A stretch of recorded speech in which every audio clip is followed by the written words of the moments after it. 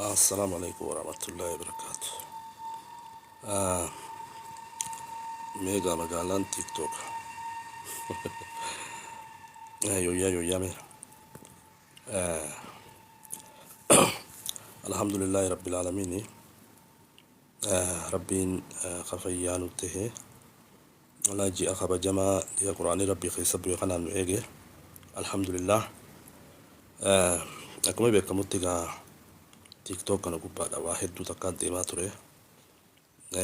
أما جا سومني ربي باتين أرارما باتين كيري baatiin dhiifama walii godhu warraas gubbaadhaa waccu tiktok irraa waccu warra tiktok irraa asii galtee gosaan wal qoodu warra tiktok irraa maqaa wal balleessu hanqa soomanni seene guyyaa lamaan kana uumaa takkallee hin argine dubbachuudhaaf kanaaf obboleeyyan kiyyaa wanni nama baasu karaa rabbii deemuu qofa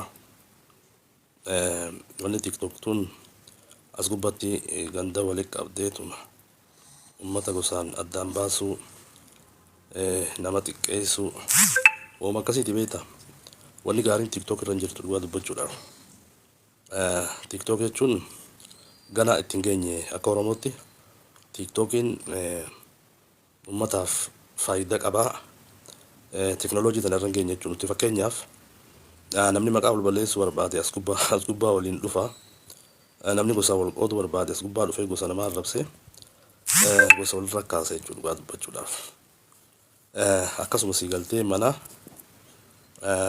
abaarsaa kan namni sii galtee wal qoqqooduudhaan as gubbatti wal baafatu mana akkasitti akka sii galtee saba keenyaatti hedduu takka nama dhagahama dhugaa dubbachuudhaaf especially ijoolleen harargee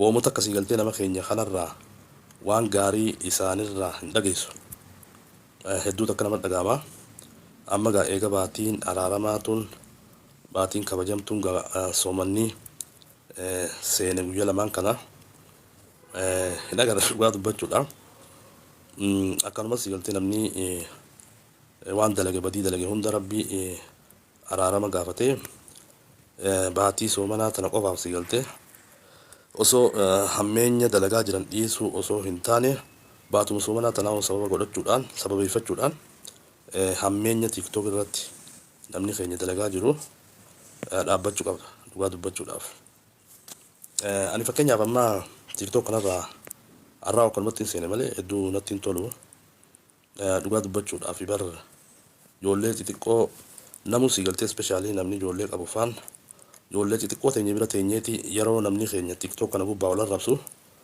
gosaa wal qoodu ijoolleen si galtee gaafii si dhiyeessiti sawanni isaan jechaa jiran tun maali laal dhaloota akka balleessaa jiru laal ummata warraa saba biraa yookaan laallu taate teknooloojii amma dhufte tana nama isaaniitiin itti barsiisanii faayidaalee garaagaraa akka tiktok irraa argatan godhuu irratti si galtee wal jabeessan nuti akka sabaatti wanni nuti beeknu yeroo hundaa'u aarees fayyaan qabnees mataan tuqamee jirus tiktok irra dhufa tiktok irra dhufee si galtee ummata addaan qooda ummata walirra akka haasa waan rabbiin hin feene si galtee as gubbaa fidanii poostii godhuun bubbulee jira gaa tiktok kanarratti kanaaf dhugaa dubbachuudhaaf hedduu takka namatti hin tolu kanaaf gaa warri ammaa tiktok kana gubbaadha duraan dhiichisaa turtan warreen nama qoodaa turtan warreen nama arrabsaa turtan warreen si galtee faallaa diin islaamaa diin keenyaa warri hojjechaa turtan akkuma si galtee amma soomanaa jecha murannoo fi kutannoo argisiiftanitti gara fuulduraatis itti fufuun barbaachisaadha zalaalam si galtee waan gaarii hojjechuun waan gaarii poostii godhuun hedduu takka si galtee hegeree uummata keenyaatiifillee hegeree teenyaafillee waan nu fayyadaa jechuudha dhugaa dubbachuudhaaf kanaaf araarama rabbii amma warri gaafachaa jirtan warri si galtee afoon illaa waliin jechaa jirtan amata guutuu siigaltee duula walirra gosaa fi gosa irratti banuudhaan obboleessi obboleessa irratti duula banuudhaan maqaa cabsuudhaan xiqqeessuudhaan warri bobbaatanii amma akkasitti baatii 10 takka duulaa turtan har'a dhiifama jechaa jirtanii jechuudha. Waan bareedaadha. Wanni isin godhaa jirtan tun itti fufuu qabdi. Dhiifamni gaarii dalaguun TikTok irraa siigalteen tola dalaguun itti fufuu qabdi jechuudha. Dhugaa dubbachuudha. Kanaaf hedduu takka namatti dhaga'ama.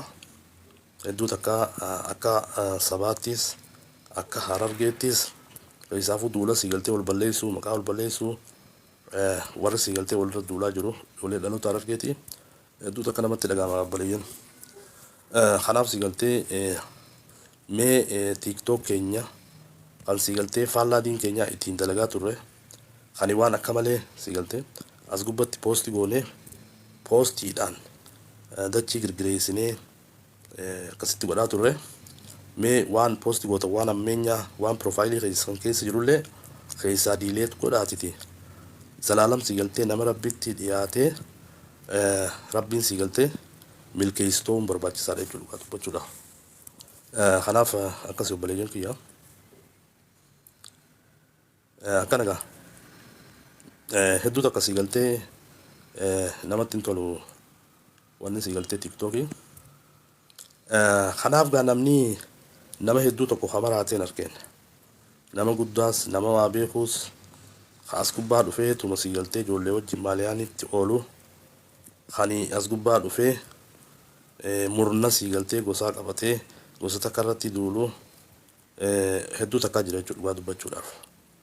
Kanaaf akkuma amma siigaltee namuu baatii araaramaa tanaa jecha of qopheessinee siigaltee waan gaarii hojjechuudhaaf deemnu kanatti wanni gaariin nuti hojjechuu qabnu ilaa zalaalam toobbachuun barbaachisaadha. Toobbachuun barbaachisaadha. Kanaaf gaa magaalaan TikTok beektaa baza dubbatte malee hin jiran ilaala. Mee yoo jiraatan takka takka.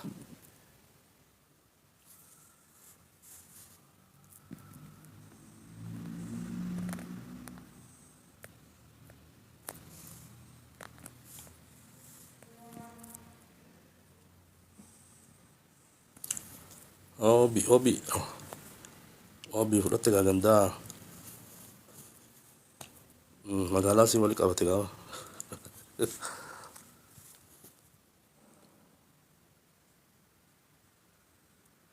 yoo jiraatan.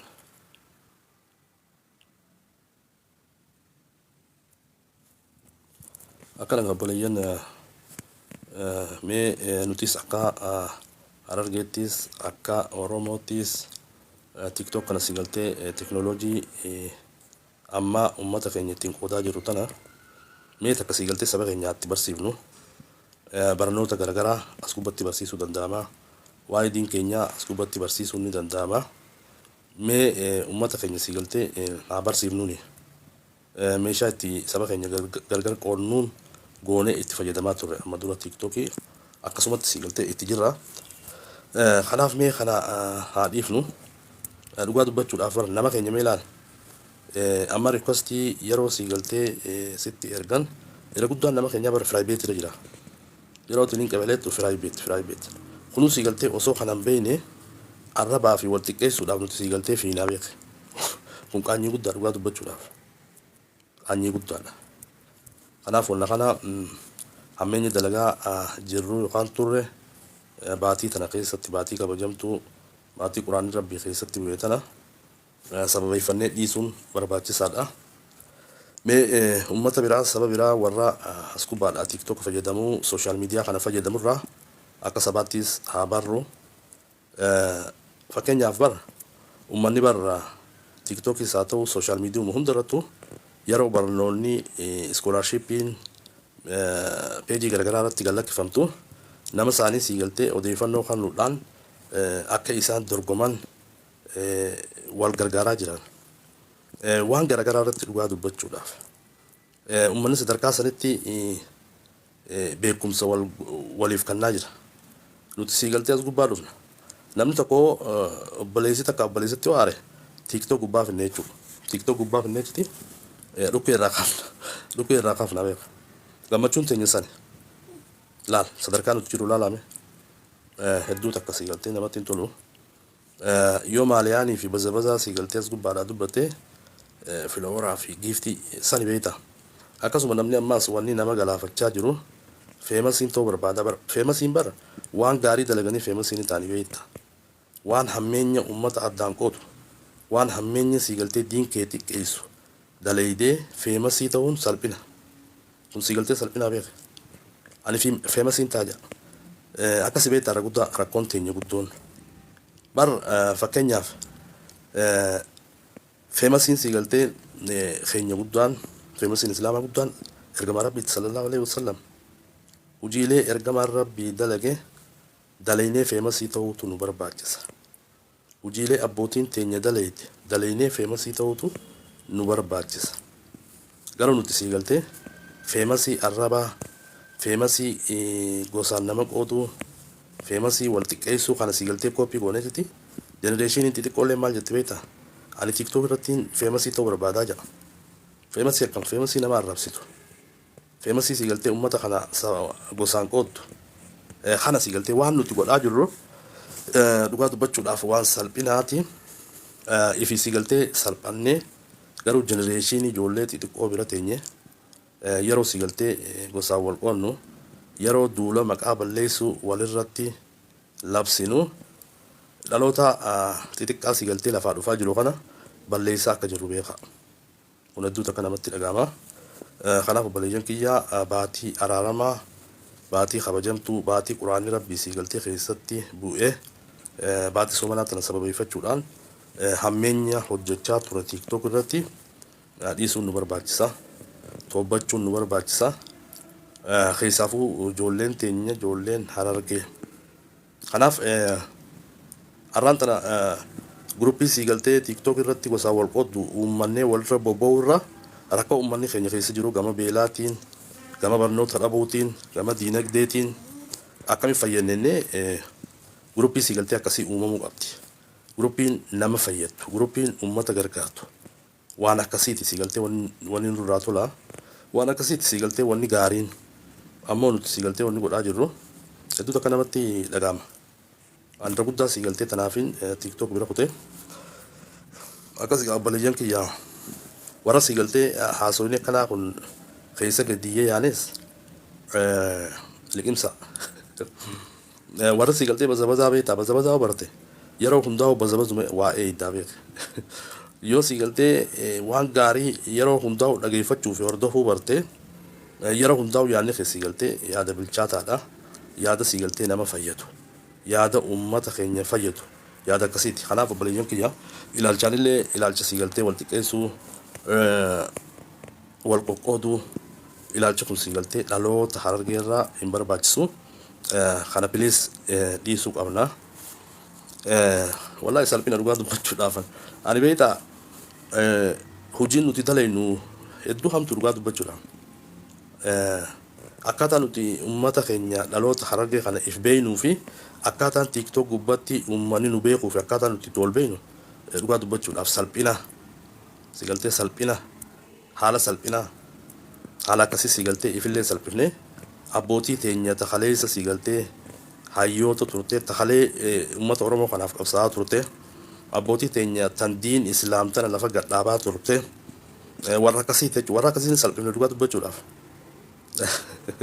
salphifnee dhugaa asii siigaltee baasuu kumaa fi wantoonni fidanneetuma tiktook irraa waliin dhufna kanaaf obboleeyyan kiyya ani waan biraa jechuu fi miti baatii araaramaa baatii kabajamtuu tana baatii tana keessa jirra hammeenya duraan dalagaa turre murannoo fi kutannoo argisiifnee jalumaa'uu guutumaa guututti siigaltee hammeenya san dhiisuu barbaachisa tola walii yaaduu barbaachisa ijoollee harargeerraa amma booda waa'ee tokkummaa waa'ee jaalalaa ummata bira akkamitti dhaabbannaa siigaltee waliif dabarsuu barbaachisa ummata keenya bira akkamitti dhaabbannaa diinagdeen har'a gama harargeetii kufaa jirtu ummanni keenya siigaltee kufee jira akkamitti ummata kana jireenya isaanii noormaalii ka duraaniitti akkamitti deebifna namni siigaltee kanaafaa dalaguutu barbaachisa jechuudha dhugaa dubbachuudhaaf kana malee osoo ijoolleen harargee as gubbaadhaa wal qoodaa jirtu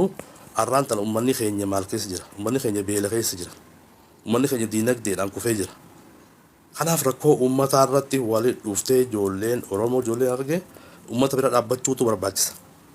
Kana si galtee faayidaan tiiktookiin akka sabaatti nu buusa. Kanaaf si galtee parsinaalii tiiktookii banattee tun yoo si galtee namni si aarsa dhuftee as gubbatti duula wal qoqqoodu, duula wal balleessu, maqaa wal balleessu osoo si galtee walitti qabataman qabne finneeti walirratti galakkifne jechuudha dhugaa dubbachuudhaan. Kun hedduu takka salphina kana keessaa bahuun barbaachisaadha. Akka abbootii teenyaa ta'uun barbaachisaadha. Abbootiin teenya bara uummata hayyuu, uummata arjaa, uummata si galtee osoo waan takkaan hubanne uummata dubbatu miti. Uummata si galtee akka Oromootu fakkeenya ta'e jechuun manni Harargee abbootiin teenya ispeeshaalii. Biyya Itoophiyaa tanaaf bara namni si galtee islaamummaa tana lafa gadhaabe uummata Harargeetii beeka. Dhugaa jiru beeku kun. Gama sabaatiinis akka sabaatti qooda gurguddaa qaba. Akka Oromoottis akka diinis bakki diin irraa baratamaa ture Oromoodhaaf raabsamaa ture Hararge. Garuu arraan tana si galtee jenereeshiniin ammaa tun maal godhaa jira beektaa? Wanni nuti godhaa jiru laala. Wal qoqqootu, wal xiqqeessuu, maqaa wal balleessuu, gosa takka qabattee si galtee guruppii godhattee gosa biraa akkamittiin attaak godhee maallaqa harkadhaa guruppiif jalatti uumte jechuudha. Guruppiif jalatti uumte lola si galtee gosa tiiktook irra finnee tiiktook irra wal xiqqeessaa jirra. Bilis kana jala haa baanu. Yoo dandeenye namni keenya si galtee waan gaarii takka tiiktook irra fidaa bilis akka sabaattis wanni nuti godhuu qabnu waan gaarii takka tiiktook kanarra finnee nama keenya itti barsiisuu. Nama keenya si galtee ijoollee biyya jirtu barnoota akka iskoolaarshiippii fa'aa ijoollee teenyaaf carraa akkasii fa'aa si galtee barra waan garagaraa jira bara. Odeeffannoo garagaraatti uummanni hambaa as gubbatti walii dabarsaa jira jechuudha dhugaa dubbachuudhaaf. Kanaaf nuti si galtee odeeffannoo walii hin kenninu meeshaa itti wal qoqqoodu goonee tiiktook fi sooshaal miidiyaa kanarraa hammeenyuma labsine jechuudha yeroo hundaa. Bilis hammeenya jala haa baanu mee waan gaarii takka si galtee haa daleenu. Hedduu takka namatti dhaga'aman duraan tiiktook kana seenaatiin ture haasawaalleen ture. Zamana boodaa kana yeroo waan kana bante waan gaarii irraa hin argitu dhugaa dubbachuudhaaf obboleessi obboleessa irratti maqaa balleessaa obboleessaa wajjin gosaa wal qoodee murna uummatee si galtee guruppii uummatee akkamitti si galtee attaak nama tokko godhee feemas ta'a kana si galtee hedduu nama dhaga'ama dhugaa dubbachuudhaaf. Kanaaf obboleeyyan kiyya mee ilaalcha kana haa bira kunnu haa dhiifnu. Akka sabaattis uummata keenya tokkummaa saba kanarratti haa hojjennu. Akka ijoollee Harargeettis tokkummaa dhaloota Harargee kanarratti haa hojjennu. Si galtee diin keenya jabeeffannee deemuun barbaachisaadha jechuudha. Namni dhugaa dubbachuudhaaf bara namni diin isaatti jabaa namni si galtee diin isaa amantii isaa beeku yeroo hundaa'u waan shiraan dalagu beeka. Irra guddaa nama diin hin beeknee fi wallaalaatutu gabbee maqaa nama balleessa, nama arrabsa, nama xiqqeessa, gargar nama qoodaa jechuudha. Gama kanaanillee si galtee hammeenya kaleessa dalagaa ture san obboleeyyan kiyya biraa haa dabarru haa dhiifnu. Yoo si galtee feemas barbaaddees waan gaarii dubbadhuuti feemas ta'uu ni dandeessa. Mee tokkummaa saba kanarratti yoo dubbatte feemas ni taata bara. Waan diin keetii yoo jabeeffattee itti deemte feemas ni taata. Si galtee wanni kun waan gaarii beeka. Nama si galtee feemasii arrabaa ta'e amma namni keenya guddaa feemasii akka maarreen ta'a. Feemasiin inni jootuun bara hammeenya nama si galtee lola gosaa labsu nama si galtee maqaa nama balleessu ijoollee bira teenyeeti feemasii akkanaatiin taa'aa jenna. Kanaaf dhugaa dubbachuudhaaf jenereeshinii ijoollee xixiqqoo hanqam takka balleessaa akka jirru ijoollee maal sin jetti feemasii akka abaluu jetti. Abaluu san si galtee abbaa shiraati. Kan nama qoodaa jiru, kan gosaan nama qoodaa jiru, kan maqaa nama balleessaa jiru, kan waan rabbiin hin feene as gubbaa poosti godhu. Feemasii akkasiitiin taa'aa jetti ijoolleen. Kanaaf kana eessaa fidde yeroo tiiktook kana bannee dhageeffannu ijoollee kana dhaalchisaa jira dhugaa dubbachuudhaaf. Waan nuti dhaalchisaa jiru laal.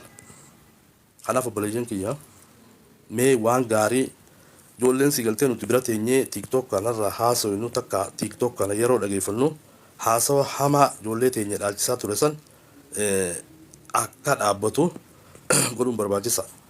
Kana booda si galtee ijoollee Harargee irraayis ijoollee Oromoo irraayis yaada tokkummaa, yaada bilchaataa, yaada barumsaa namni keenya akkatti wal qabatu akkamiin wal fayyannaa diinagdeedhaan hawaasummaadhaan gama hundaatu si galtee akkamitti nama keenya fayyannaa irratti namni waliin dhufee si galtee baras keessa haasa'e bareedaadha. Feemasii guutuu taate dhugaa dubbachuudhaaf. Feemasiin cubbuu, feemasiin ammeenyaa yeroo hunda si galtee rabbi biratti illee siin toltu. Saba kana biratti illee feemasii ammeenyaatiin taatee uummata addaan qoote bakka takka jalaan baatu dhugaa dubbachuudhaaf. Kanaaf obboleeyyan kiyya waan gaarii haa daleenu dhaloota kana si galtee waan bareedduu haa dhaalchifnu. Antanumaan jechuu barbaada yaaduma kanaan kan dhiyyeeti. Akkasii galatoomaa fayyaadaa nagaan jiraadha. Warra si galtee waan gaarii dalagee uummatallee waan gaarii dhaalchisu rabbiin waa godhu. Warra waan gaarii dalagee dhaloota si galtee lafaa dhufaa jiru kana waan gaarii akka dhaalan godhu rabbiin waa godhu. Kanaaf si galtee baatii araaramaa, baatii kheyrii, baatii quraanni rabbi keessatti bu'ee baatii namni kun hundinuu si galtee kheyrii akkamittiin dalagee tattaafachaa jiru tana keessatti nutilleen si galtee waan gaarii dalaguun waan si galtee uummata kanaaf tolu dalaguun waan tokkummaa saba kanaa dalaguun waan diin keenyaaf tolu dalaguun nu barbaachisa. Akkasii obboleeyyan kiyya obii hundi keessanuu thank you. Insha Allah bal'inaan dhufnee irraa haasofna. Yoo si galtee wanni gaariin jiraatte irraa haasofna. Yoo hammeenyi akka amma dura wal qoqqoodinsaa fi maqaa wal balleessuudhaan as gubba si galtee feemasa ta'uun yoo itti fufte tiktok kana si galtee nu barbaachisu dhaga'ulleen hin taatu waan namaadha jechuudha dubbachuudhaaf. Kanaaf obboleeyyan kiyya warri amantii islaamaa qabdan warri duraanuu si galtee tiktok kana baxaabataa ture dhugaa dubbachuudhaaf ijoolluma teenya islaamaati yoo dhugaa isinitti himne. Kanaaf rabbi si galtee nu araaramu, rabbi nu haa qaceelchu. Soomana kana boodaas amala keenya waan gaarii waan si galtee diin keenyaa tolu waan nama keenyaa tolu haa hojjannu. Yoo dandeenya si galtee murnaa qoqqootinsaa murna gosaa ijaarrachuu irra murna si galtee hawaasa keenya gargaaru murna si galtee akka Harargeettis akka Oromoottis murna uummata gargaaru of jalatti ijaarree waan gaarii dalaguu irratti bobba'uutu nu barbaachisa. Yeroo hundaa'u si galtee tiktok kanarraa Oromoo wal qoodu Oromoo wal xiqqeessu si galtee uummata kanaatti as gubbaa argaa jirra. Kanaaf obboleeyyan kiyya kana bira haa dabarru haa dhiifnu dhiifama wal yaa goonu. Akkasii wallahi soomana kanallee rabbiin nurraa haa qeebalu warra kheyrii dalagatu rabbiin haa godhu. Fayyaa nutti haa ta'u rabbiin akkasii fayyaa dahaa galatooma nagaan jiraadha. Bye.